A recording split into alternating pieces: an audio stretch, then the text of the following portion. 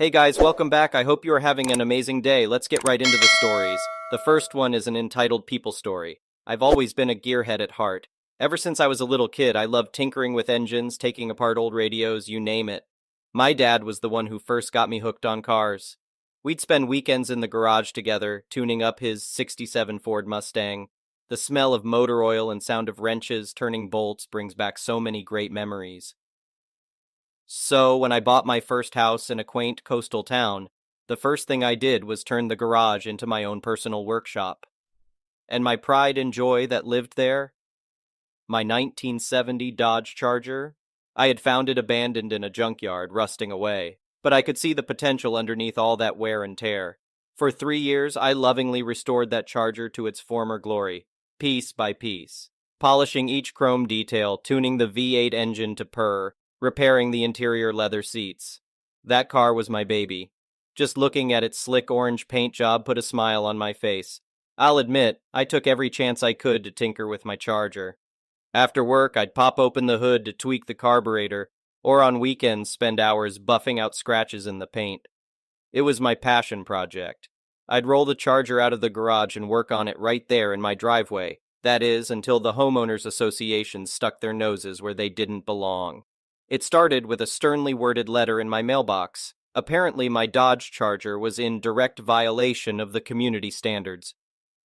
I was ordered to cease and desist working on my car in the driveway immediately or face consequences. Confused, I went to the next homeowners association's meeting to try and straighten things out. That's when I met Barbara, the head of the board. Right away, I could tell she was going to be trouble. She had that pinched look on her face like she was smelling something foul. "That eyesore of yours does not fit the aesthetic of our coastal cottage community," she sneered at me. "We will not have such blatant disrespect for the rules." No matter how much I tried to explain my passion for classic cars, Barbara wouldn't budge. "The Charger must go," she declared. "It's an inappropriate display not aligned with our vision." I refused to stop working on my dream car just to appease some uptight lady on a power trip. A week later, I was out washing the Charger when a tow truck hauled up. Two men hooked my car and started dragging it away while I shouted at them to stop. When I called the impound lot, they told me the homeowners associations had authorized the tow, and I would need to pay $500 in fines and fees to get my Charger back. $500, just for enjoying my hobby in my own driveway. I managed to scrape together the cash, but it turned out to be just the beginning. The homeowners association started sending the tow truck every single day. Didn't matter if I was just checking the oil or rotating the tires. If that Charger was out of the garage, away it went. The fees kept piling up, and soon it was more than I could afford. I tried lodging complaints and appealing to the homeowners association's board, but they denied every request. I was at my wit's end watching my bank account drain just so I could keep getting back what was rightfully mine. It was time to take real action.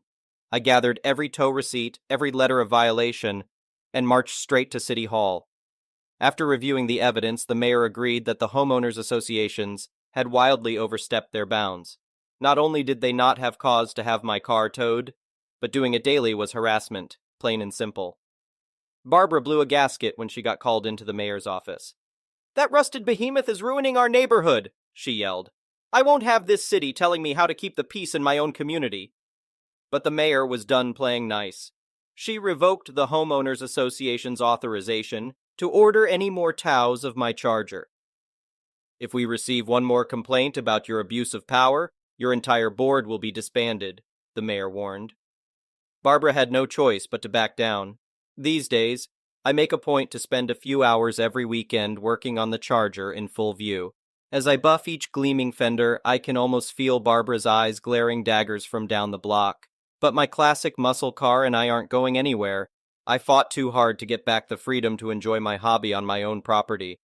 And if the homeowners associations wants to complain about my Charger not fitting their uppity vision, well, that's just too damn bad. The next one is a pro-revenge story. I was pushing 40, and I'd learned a lot of lessons in more than 10 years of legal practice. But one of the most important lessons I learned was from an older lawyer that I worked for as a summer student after the second year of law school. A lawyer has 3 duties, he told me. First to himself, second to the court, and last the client. Always make sure you come first and the client comes last. The reason? Because clients will take advantage of you. he said. They'll throw you under the bus without thinking twice. I should have stayed with this lawyer, but being young and an idiot, I had to go work downtown, and I'm still downtown now. But fortunately for me, I remembered this lesson, and it came in handy many years later when a client really did try to throw me under the bus. My client was this mid-sized company that did this and that and owned things here and there, not big enough to be listed, but it did have a pretty sizable real estate portfolio, and one day a building they owned burned to the ground. The company wanted to collect on the insurance, so they told Frank, a veteran salaryman, to deal with it. Frank was close to 60 and thought he knew what he was doing. He didn't need me to help him with the insurance claim, he told me. He had everything under control. Besides, lawyers are expensive.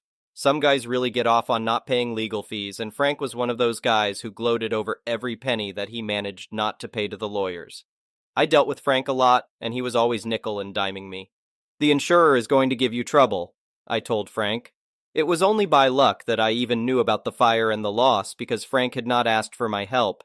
He'd just let it slip one day, and since then I'd kept on top of him, trying to get him to smarten up.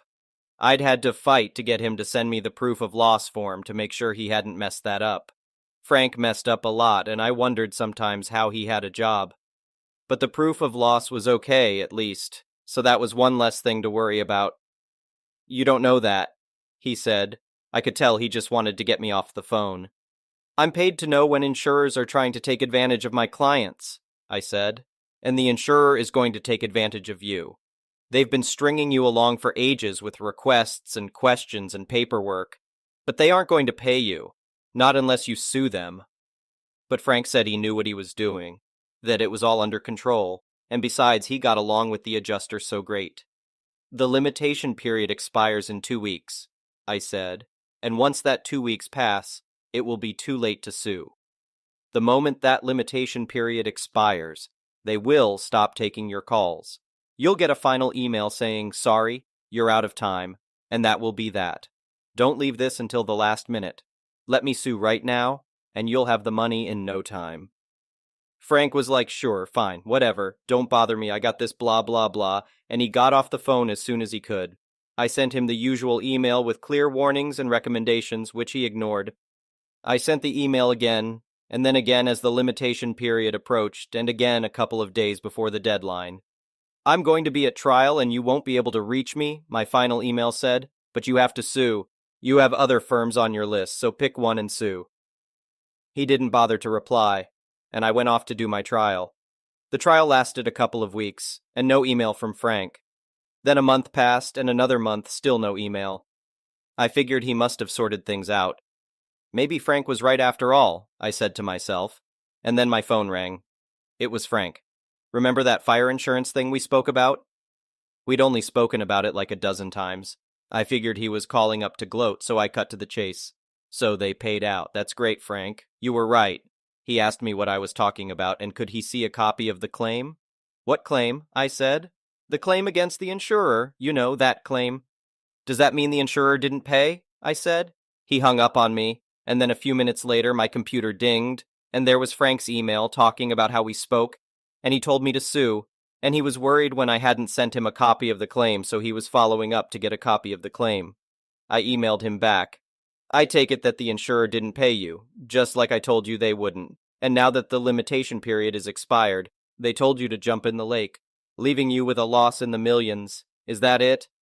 I'd made a mistake by not going over Frank's head when he wouldn't listen to me, but if I'd gone over Frank's head, I never would have received another file from him, so I didn't. But that was then, and this was now, so I CC'd Frank's boss and his boss's boss, plus I CC'd Bill, the client's in-house counsel. Bill acknowledged my email right away and called me later that day. Frank messed up, he said. We know that. He's an idiot. So what do we do? So his excuses didn't work? Nope. Bill explained that they'd summoned Frank to a boardroom, but his story didn't add up, given all the warnings I'd sent him. Besides, there would have been no reason for him to keep emailing the insurer if he'd told me to sue. Once the file goes to legal counsel, Frank's role was over. The company knew Frank was bullcrapping them. So that's it then, Bill said. We just lost a couple of $1,000,000? It's okay, I said, explaining that when I realized that Frank was going to mess up, I issued a claim against the insurer. Because I'd made Frank send me the proof of loss a while earlier, I had enough information that I could sue to preserve the cause of action. Not a great claim and short on details, but good enough. You sued without instructions? Bill said. Lawyers aren't supposed to sue without instructions because if you do that, you're personally liable for whatever costs the other side incurs. It's a big deal to sue without instructions. Yup, I said. I sued without instructions. I pulled up a copy of the claim and emailed it to him as we spoke. It's a little rough, I said, but we can always amend. Thank God, Bill said.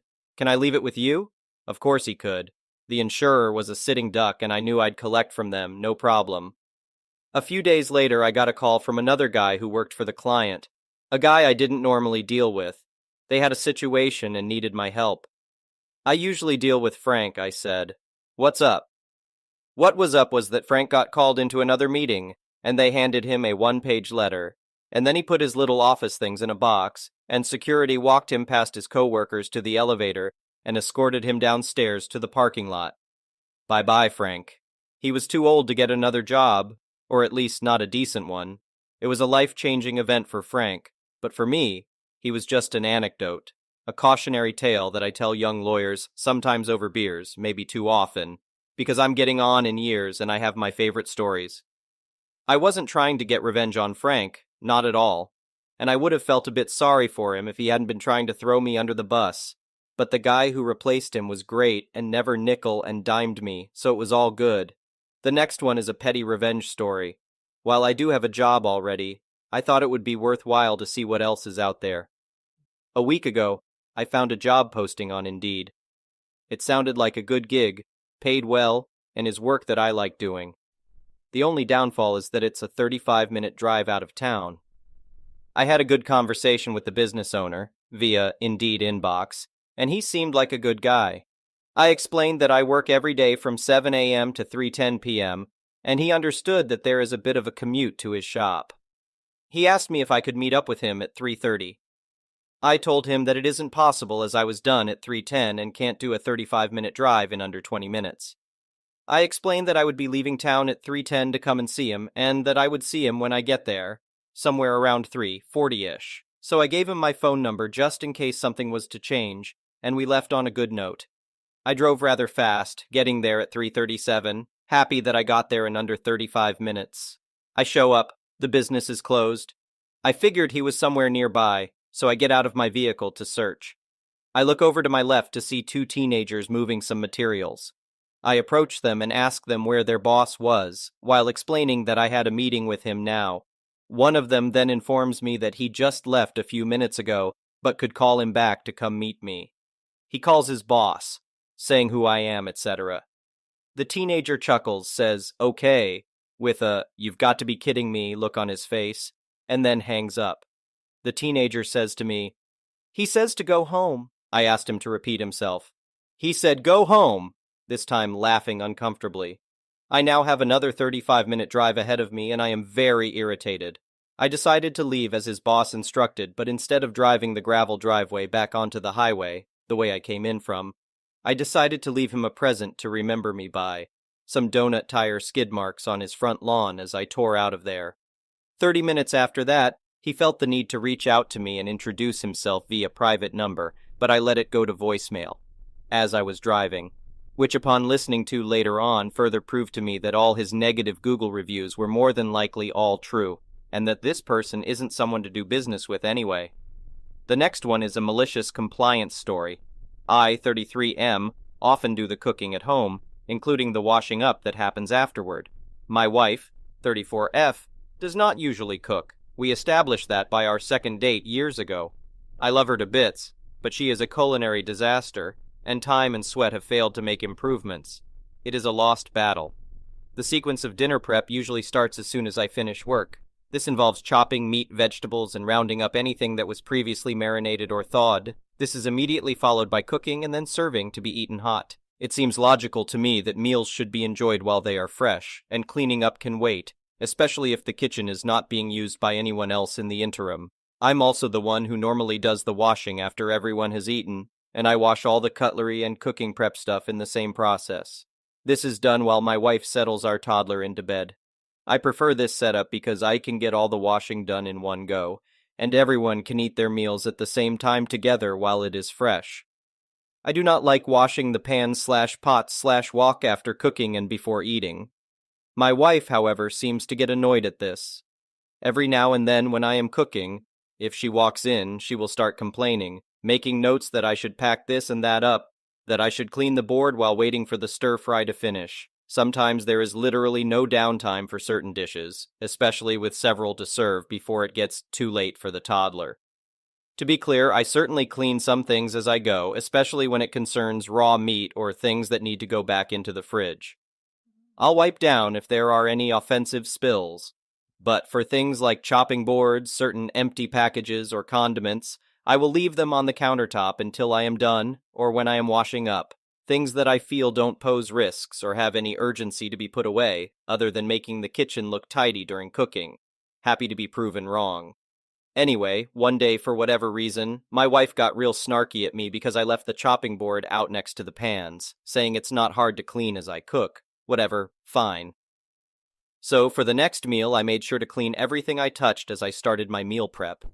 I had already made sure the little one had her dinner, so there's no harm in drawing this out. Need to open that can of pasta sauce? Better wash down the can opener and dry it before we start. Gotta wipe down the whole kitchen top, too. Oops, dropped a garlic clove. I'd better give the whole kitchen floor a good scrub. Is that a bit of charred residue on the stove? Okay, better degrease the entire area, you get my drift.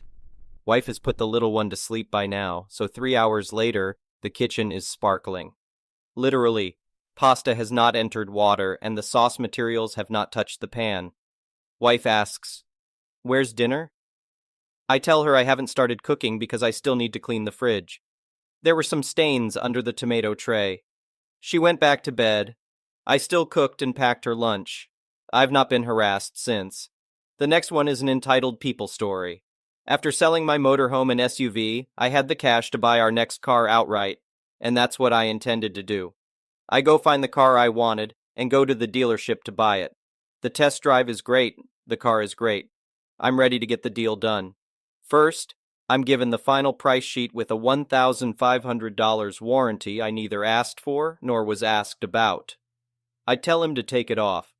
I have to go through his sales pitch and he's fighting me on it. I win. I'm not getting their extra warranty when the car is still under the manufacturer's warranty anyway. Next, he gives me a form to get my details for a credit check.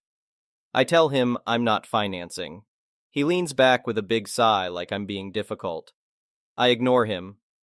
Do you want me to write a check and wait for it to clear to pick up the car, or do I need to get a cashier's check right now before the bank closes? He gets up and leaves. Great, 15 minutes pass.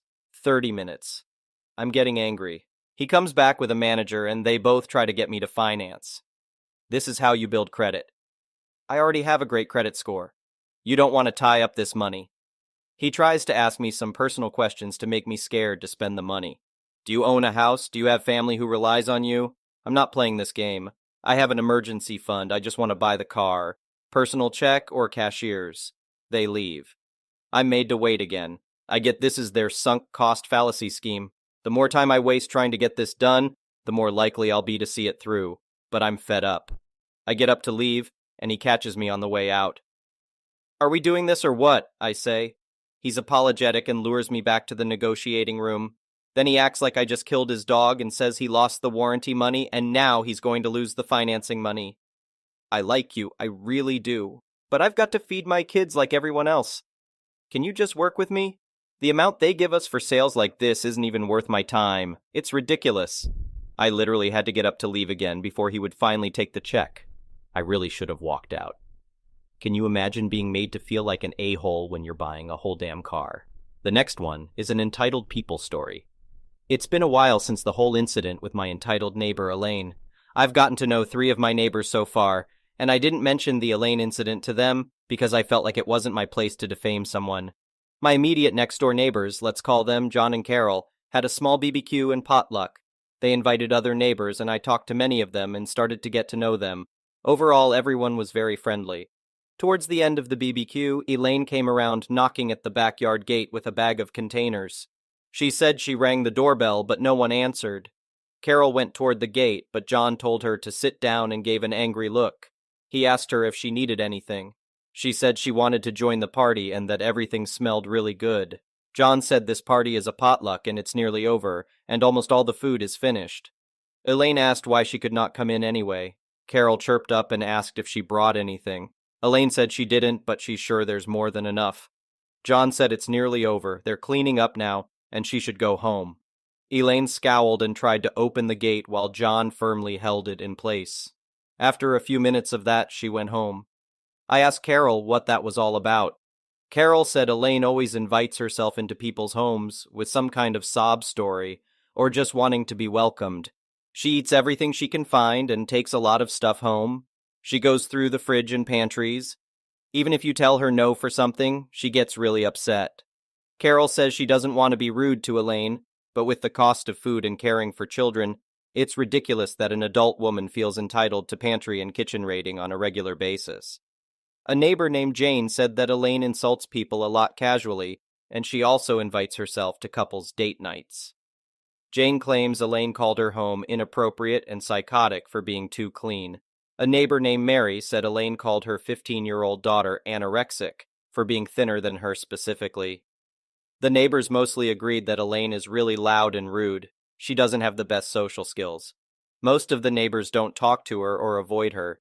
Elaine also never lets anyone into her home. She says it's because of COVID. She doesn't ever bring anything to neighborhood events or anyone's homes, and constantly complains about being poor, even though she owns her home. It's usually the husbands that have to be stern and tell her to get out and never come back when Elaine throws her tantrums. I think the husbands are tired of subsidizing her life. The husbands all complained that Elaine really tries hard to talk about her bisexuality with them and cozies up to them. I didn't share my experience with the neighbors for now, but maybe one day I will. I don't feel bad for her. I just feel that she should be kinder to people and not treat them like they exist for her convenience. She isn't entitled to other people's things. She isn't poor. She isn't struggling. Maybe we should have a conversation with her husband. What kind of person shows up to other people's homes with containers? Thank you for watching. I would really appreciate it if you could like the video and subscribe to our channel if you haven't already.